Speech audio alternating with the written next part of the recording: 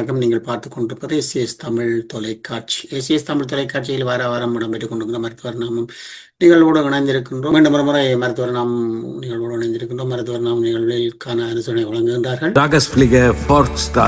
ஈழத்து பெண்மணியால் ஜெர்மனியில் வதனி செல்வநாதன் அவர்களால் உருவாக்கப்பட்ட முதியோர் பராமரிக்கும் இல்லம். மருத்துவர் நாம் நிகழ்வுக்கான அனுசரணை வழங்குபவர்களோடு இன்று வழமை போலவே எங்களோடு இணைந்திருக்கின்றார் டென்மார்க்கிலிருந்து உலகியல் நிபுணர் ஸ்ரீ கதிராமநாதன் அவர்கள். வணக்கம் ஐயா.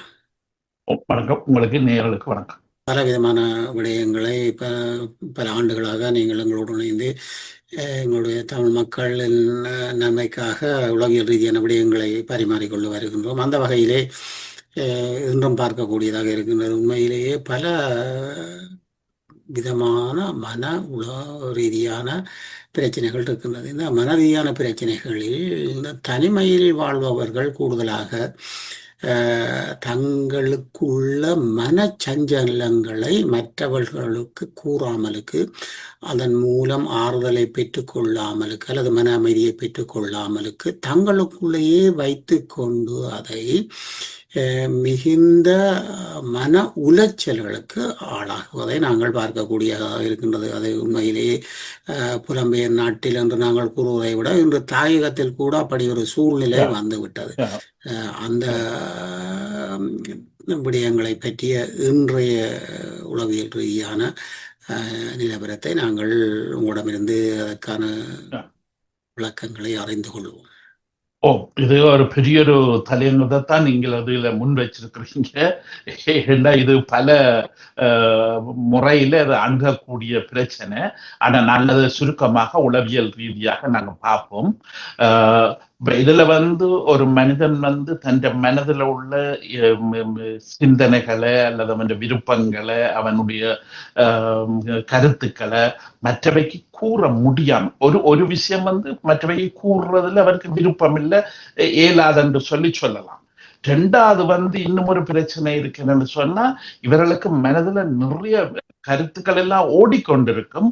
ஆனா இவர்களுடைய நரம்பு பகுதி, மூளையினுடைய நரம்பு தைரியம் இல்லை, அதுக்கு தைரியம் இல்லை அதை வெளிப்படுத்துறதுக்கு இல்லையோ.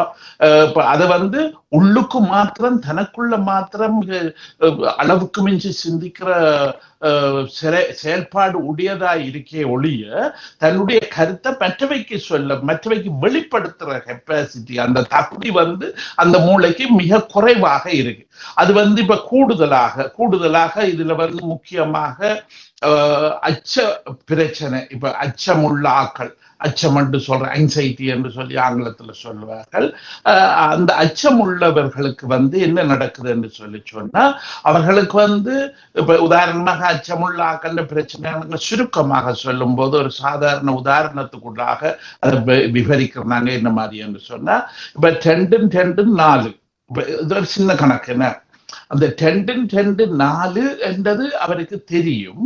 ஆனா அவருக்கு அதை வெளியில சொல்ல முடியும். யாராவது கேட்டா 2 எத்தனை என்று சொல்லி கேட்டா அவருக்கு சொல்ல முடியாது. அந்த தைரியம் இல்லை, அதை சொல்லுன்ற தைரியம் இல்லை ஒரு சிலருக்கு.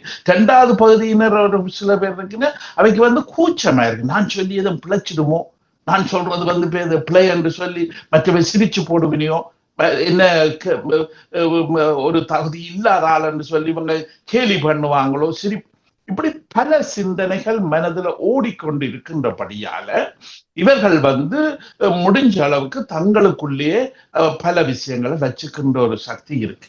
அடுத்த இன்னும் ஒரு முக்கியமான விஷயத்தையும் இதுல நாங்க கொஞ்சம் தெளிவாக பார்க்க வேண்டி இருக்கின்றது என்று சொன்னா, இப்ப உதாரணமாக ஒரு மனிதனை பொறுத்தவரையில அவனுடைய சுயம், அவனுடைய நான், அந்த நான் என்று சொல்றது அல்ல சுயம் என்று சொல்றது நல்ல தைரியமாக இருக்க வேணும், நல்ல திடகாத்திரமாக இருக்கணும் இல்லையோ.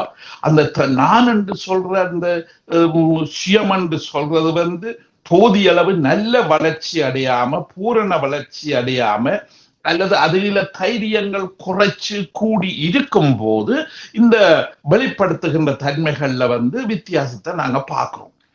இப்ப உதாரணமா சுய நம்பிக்கை என்று இப்ப நாங்க சாதாரண பேச்சு வழக்கிலேயே சொல்றோம். நாங்கள் என்ன இப்ப சில பேரை பொறுத்தவரையில அவர் ஒன்னும் பேச, அவர் மறுபடி சொல்ல, என்று ஒரு கதை ஒன்று அந்த நண்பர்கள் வட்டத்துல வந்துடும் இல்லையோ. அப்ப அந்த நண்பர்கள் வட்டத்துல வந்த பிறகு பேர்ந்து அவரை பற்றி கதைக்கு கேலியாக பேசும்போது அவருக்கு சுயமே இல்லை, அவர் சுய சிந்தனை இல்லாதவர், சுய தைரியமே இல்லாதவர், எல்லாத்துக்கும் பதட்டப்படுவார், எல்லாத்துக்கும் பயப்படுவார், எதையும் சொல்ல அவருக்கு தைரியம் இல்லை, துணிவில்லை. இப்படியான பல கதைகள் அங்க உருவாகி கொண்டு வரும் இல்லையா. அப்ப இந்த விஷயங்கள் இந்த அச்சம் என்று சொல்லப்படுகின்ற ஒரு பகுதி அவர்களுக்கு பெரிய கூச்சத்தை கொடுக்குது. அச்சம் என்று சொல்லி நாங்க எங்களை உளவியல் பாசையில சொல்றோம், ஆனா சாதாரண மக்களுடைய பாசையில கூச்சம், வெக்கம், இந்த ரெண்டும் தான் அது முக்கியமான பண்பா இருக்கு இல்லையா.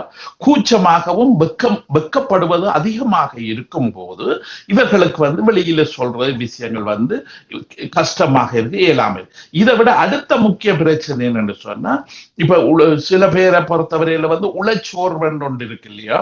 அந்த உளச்சோர்வென்று சொன்னா அவர்களுடைய உடம்பில மனதில இருக்கிற தைரியம், சக்தி, எனர்ஜி அதுகள் எல்லாம் குறைஞ்சு, அதுகள் எல்லாம் நல்லா கீழே குறைஞ்சு அவர்களுக்கு எந்த நேரமே களைப்பு, எந்த நேரமே போய் படுக்கணும் போல இருக்கும், எந்த நேரமே இப்ப வீட்டுல இருந்தாலும் தன்னுடைய அறையில ஒரு போர்வையை போத்தி கொண்டு போர்வைக்குள்ள படுத்திருக்க வேண்டும் என்ற மாதிரி இருக்கும்.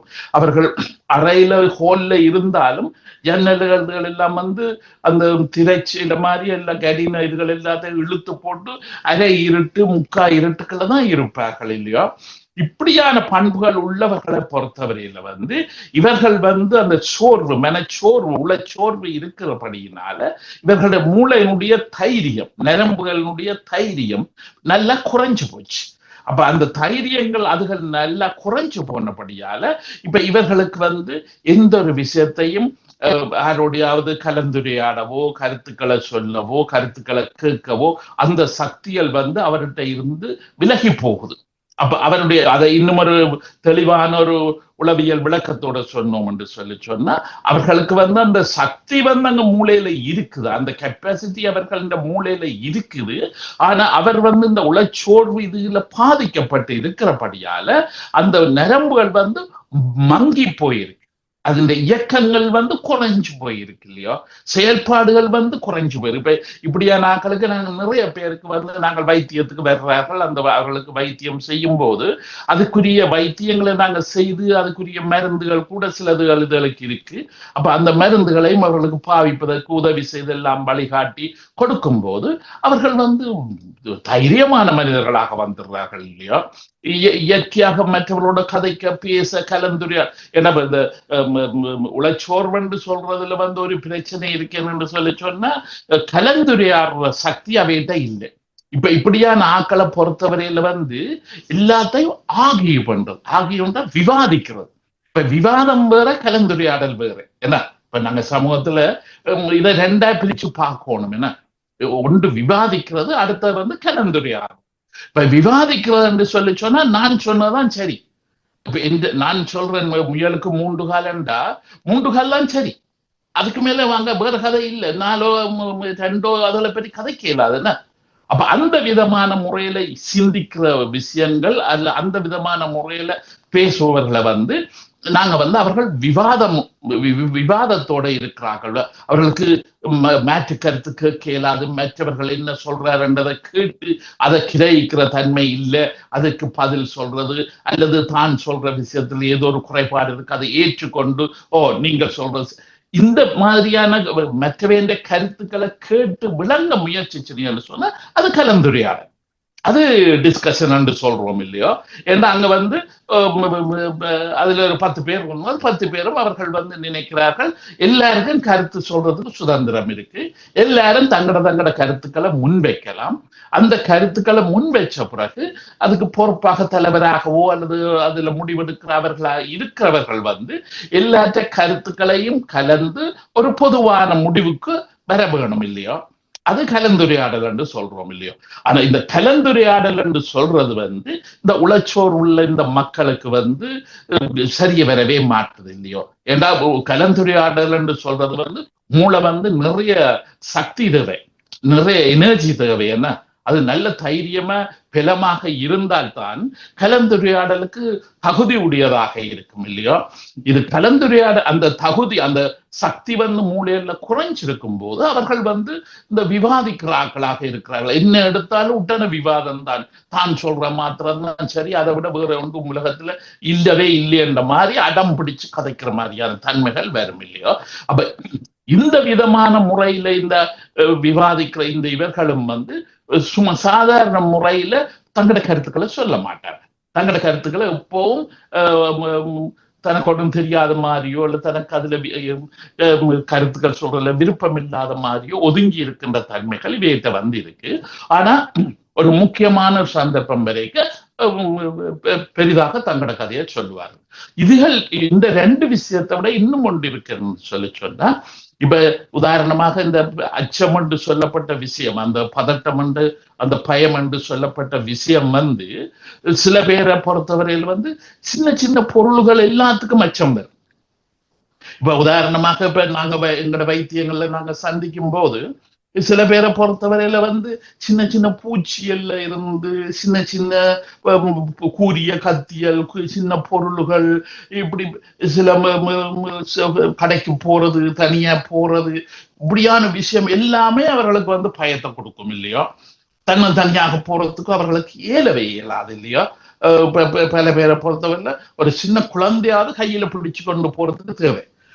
ஒரு அவர் பெரிய ஆளா இருப்பார், ஆனா அவருக்கு ஒரு 5 வயதுலயோ 8 வயதுலயோ 10 வயதுலயோ யாராவது ஒரு சின்ன குழந்தை இருந்தாலும் அதை கையை பிடிச்சு கொண்டு போச்சுன்னு என்று சொன்னா இங்கேயும் போகின வருவினை எல்லாமே செய்வினை இல்லையா.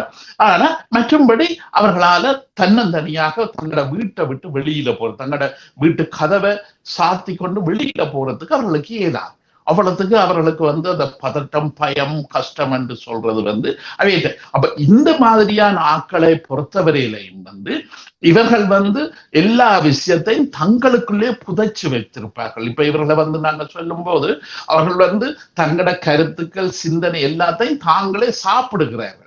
தங்களுக்குள்ளேயே சாப்பிட்டு கொண்டிருக்கிறார்கள் இல்லையோ. அதை வெளியில சொல்லவோ வெளியில கலந்துரையாடவோ தங்களோட அபிப்பிராயம் ஒன்று இருக்கின்றதை வெளியில வெளிப்படுத்துறதுக்கோ அவர்கள் ஒரு தைரியம் இல்லாத ஆட்களாக இருக்கின்றார்கள் இல்லையோ. அப்ப அந்த மாதிரியான ஆட்கள் உண்மையில மற்றவைக்கு பாதிப்பு இல்லாம அவர்கள் பாதிப்பு.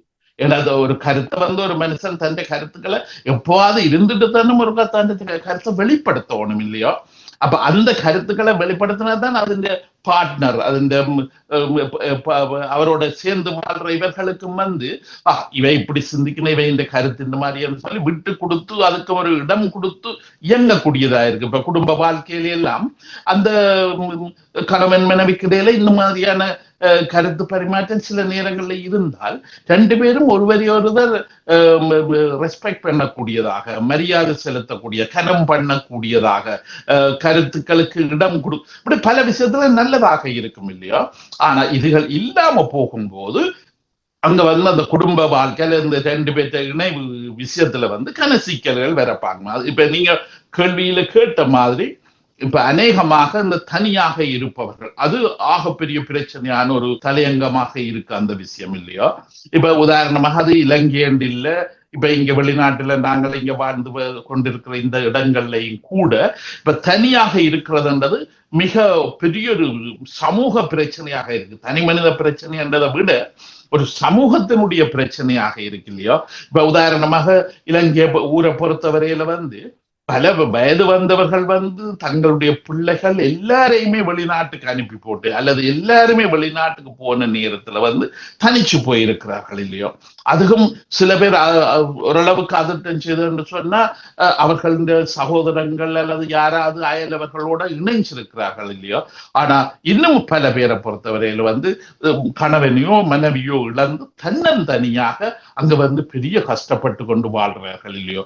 அயலவர்கள் கூட அவர்களுக்கு கடமைக்கு எப்பவாவது ஒருக்கா பார்த்து ஏதோ கேட்டு ஏதோ சொல்லி போட்டு போகிறார்களே ஒழிய அந்த 70 வயது 75 வயது என்று சொல்லும் போது அந்த 70 வருஷமாக அவர் என்ன பிள்ளைகளை பெத்து வளர்த்து எவ்வளவு பிரயோசனமாக வளர்த்தெடுத்தாரோ அதன் நன்றி உபகாரம் அவருக்கு கிடைக்க முடியாம இருக்கு இல்லையோ.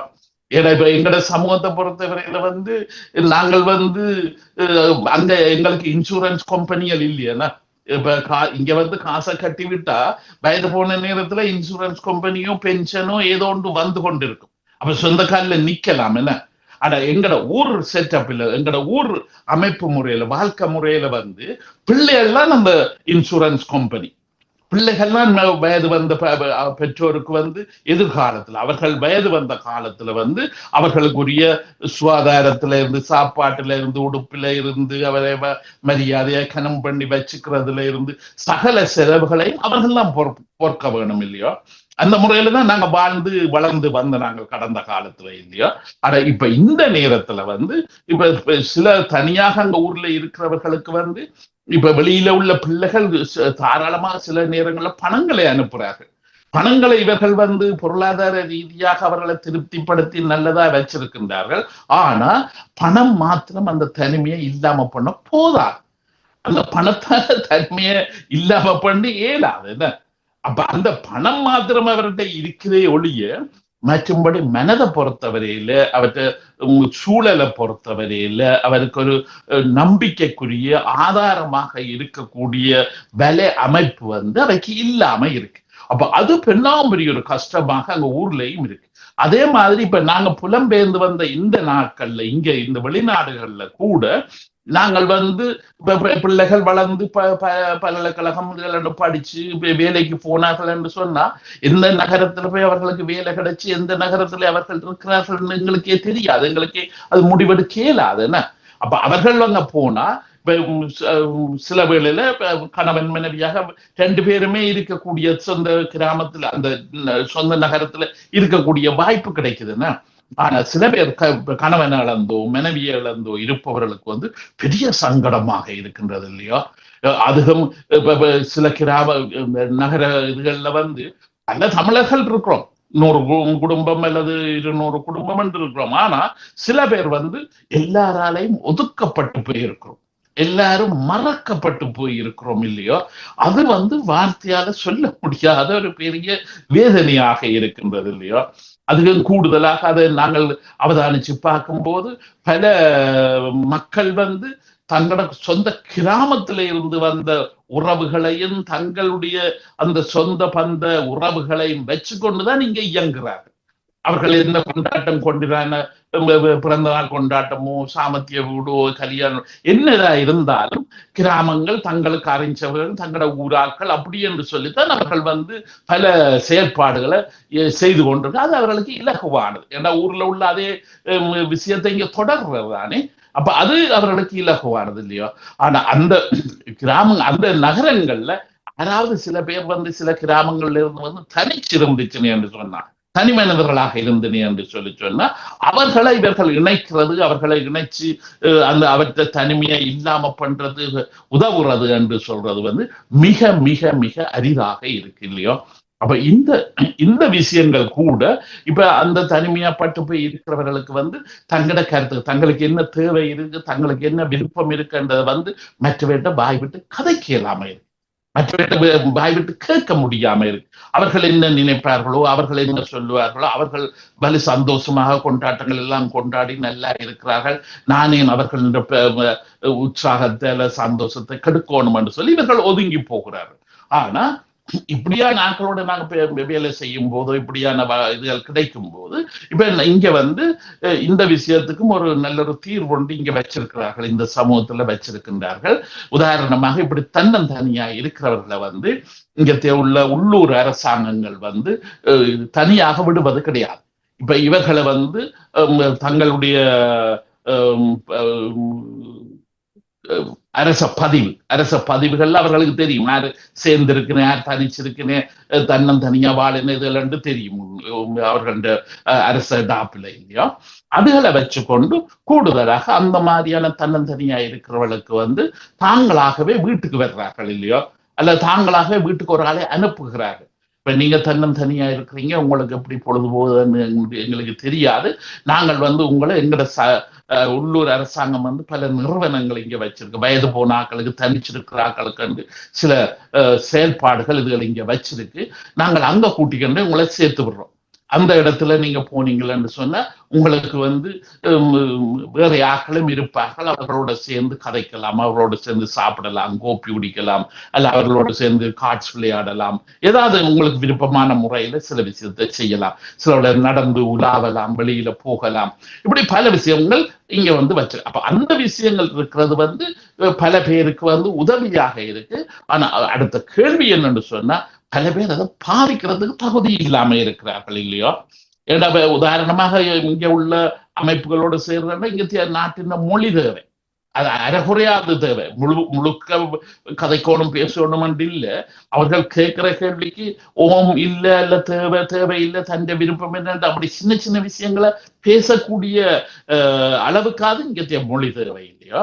அப்ப அந்த பண்புகள் இருக்கிறார்கள் வந்து இந்த தனிமையை வந்து ஓரளவுக்கு தீர்த்து அதுல உதவி எடுத்து அதோட சமாளிச்சு போகக்கூடிய வாய்ப்புகளுக்கு இடம் இருக்கு.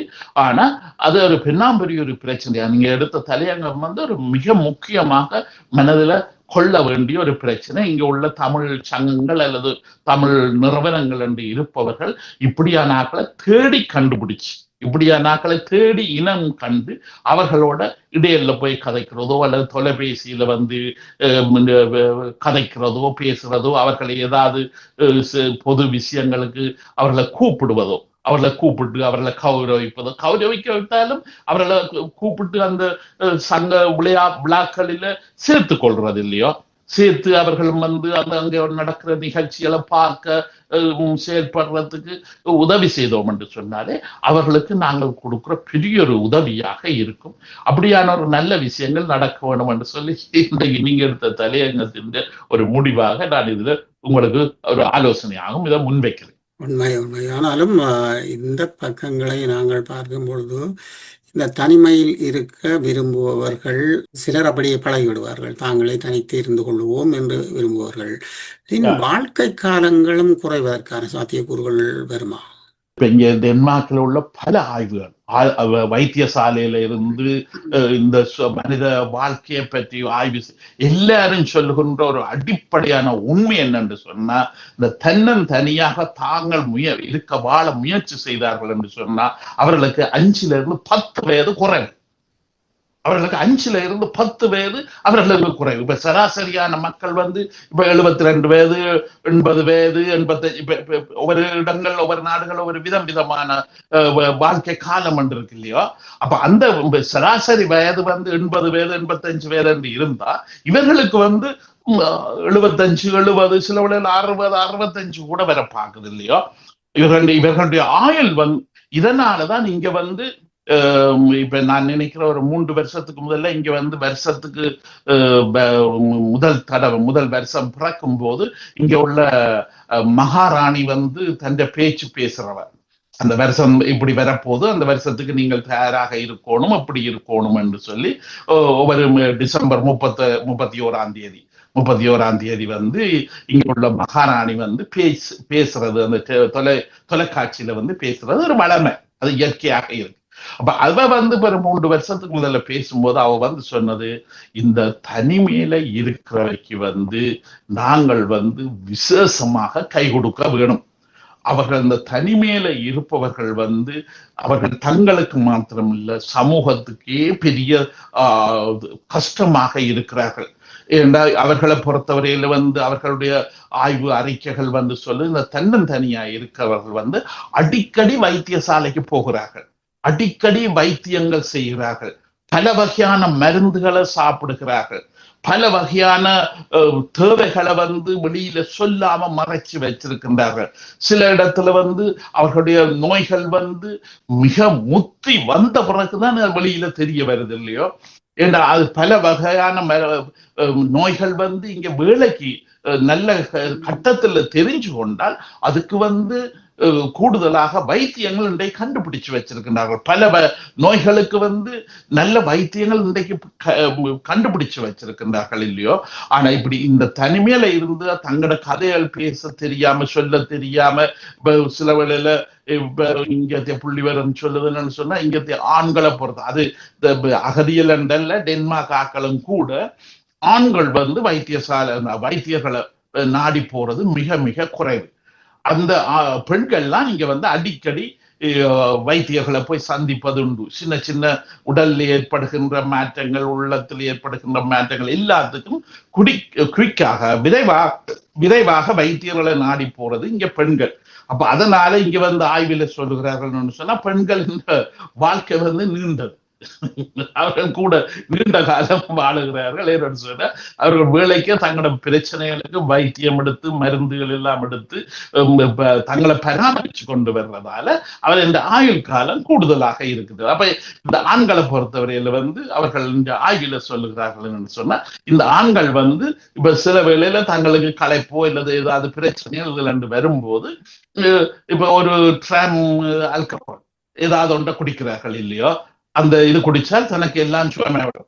தந்த தடிமன், காய்ச்சல் இதுகள் எல்லாமே இல்லாம அப்படி கை மருந்து இல்லையோ, தங்களோட கை மருந்துகளை பாவிச்சு கொண்டு அதனாலே தங்களோட சில அறிகுறிகள், இப்ப சில காய்ச்சல், சளி இதுகள் என்று சொல்லப்பட்ட விஷயங்கள் வந்து ஒரு வகையான அறிகுறி.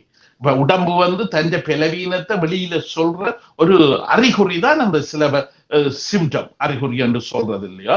அப்ப அந்த அறிகுறிகளை மேலோட்டமாக தாங்கள் வந்து ஒரு ட்ராம் சாராயமோ அல்லது பிஸ்கியோ இது குடிச்சா எல்லாம் போயிடும், நான் நல்லா சாப்பிட்டுட்டு படுத்தா காணும், அது அடுத்த நாளுக்கு எல்லாம் சுகமன் இப்படியான கைமருந்தோட இருந்தோம் என்று சொன்னா அது பெரிய அபாயகரமானது இல்லையா.